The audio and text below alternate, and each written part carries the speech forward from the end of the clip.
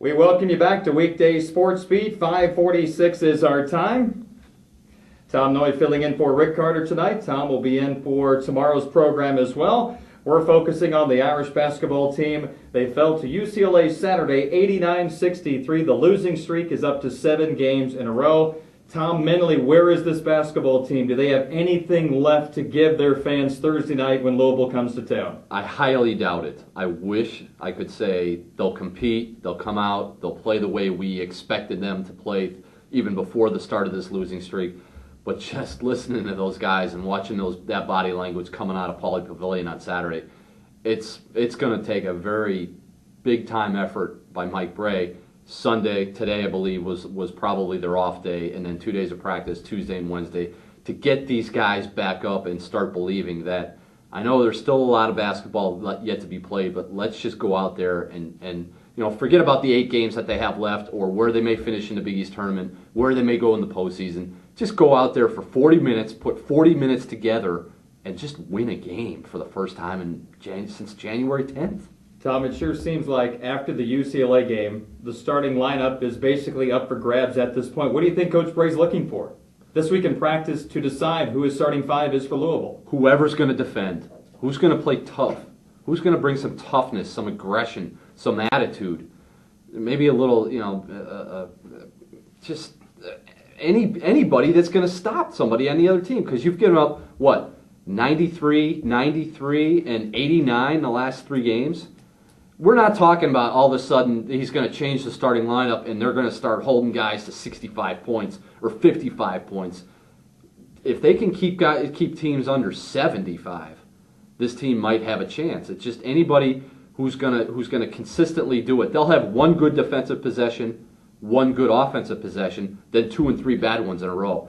They'll dig in and defend for 2 possessions, then they'll give up a transition layup on the other end because they quick shoot it on offense. So it's just a team that for all the things that they have done for the last 2 years, they have stepped so far out of character. You're sitting there and watching these guys play and saying, I don't recognize these guys. I don't recognize anybody outside of Luke Herringody, and on Saturday you didn't recognize him the way he played against UCLA at all. It's hard to imagine the number of open looks. Just talking about the last 2 games, Cincinnati and UCLA, the number of open looks the opposition got.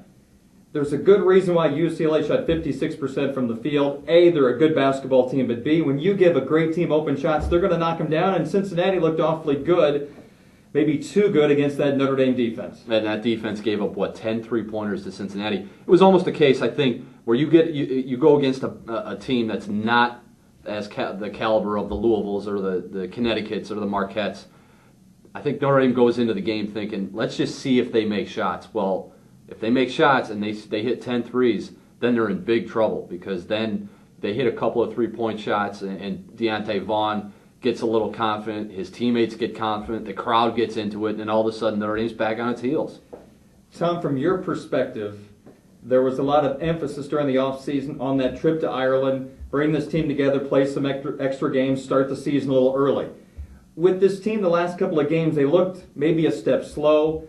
I don't think many people have argued about their effort until the UCLA game. Do you think that trip has taken its toll on this team at this point in the season, that maybe that's why they're a step slow recently? I think it's one of the reasons why this team is where it is right now. You can just add on to it as far as what's happened to Notre Dame basketball. I don't know if psychologically the guys have maybe checked out after that. Hey, we went to Ireland. Hey, we went to Maui. Hey, we went to Los Angeles twice. We don't really want to go back to South Bend. And maybe some of these guys, especially the seniors, are maybe looking ahead to what life holds for them after graduation, which is quickly approaching. And I don't know, a couple of years ago, 4 or 5 years ago, when they went to Barbados, they had a similar situation. They were coming off a Sweet 16 team, the Sweet 16 appearance the year before, high expectations. They went to Barbados.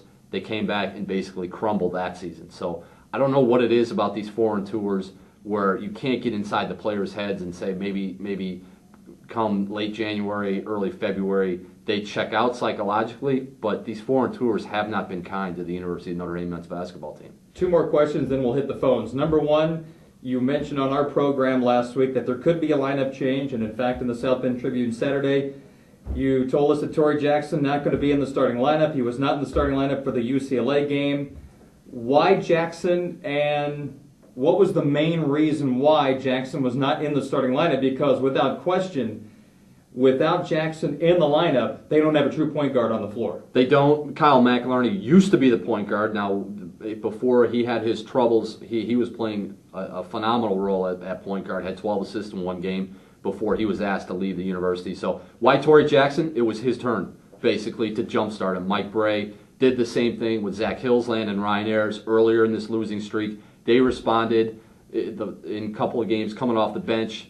They were jump-started. It helped them get back into a rhythm, get back into a flow. Mike Bray hoped it would do the same with Torrey Jackson. It did. Torrey Jackson played one of his best games of the season, 17 points, and was aggressive from the minute he checked into the game. Now, he didn't start. He sat out the first 3 minutes, came into the game, never went back out. So he played 37. He'll be back in the starting lineup. I think he's back. That's why Mike Bray says everything's up for grabs.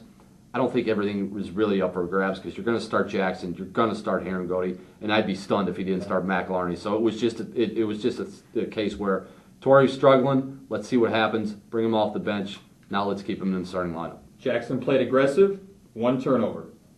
Great to see. Yep. One final question for you. Herringody spent the final 10 minutes on the bench. Any significance? None. I know Luke Herringody was not happy. You didn't want to cross his path standing outside the locker room at Pauley Pavilion, but you got to say, Luke, listen, I know you're a competitor. I know you want to go out there. I know you've always said it's never about numbers, so don't make it about numbers, even though the fact that you had 5 points and 1 rebound. He was taken out of the game with 10 minutes to go. It was a 27-point game. I know it's on national TV, but Mike Bray has to say, look, you're our horse. We're going to ride you the rest of the season. The last 8 games, you need to be our guy. I don't need you getting hurt. I need you focused and really ready to go against Louisville because 5 points, 1 rebound aside, you're still an All-American in our eyes, and we need you. You can't be sitting here pouting because I didn't put you back into a game that we were down 30 points. That's ridiculous. He's the South Bend Tribune's Tom Noie. I'm Darin Pritchett. Let's take some phone calls on Weekday Sportsbeat on this Monday evening.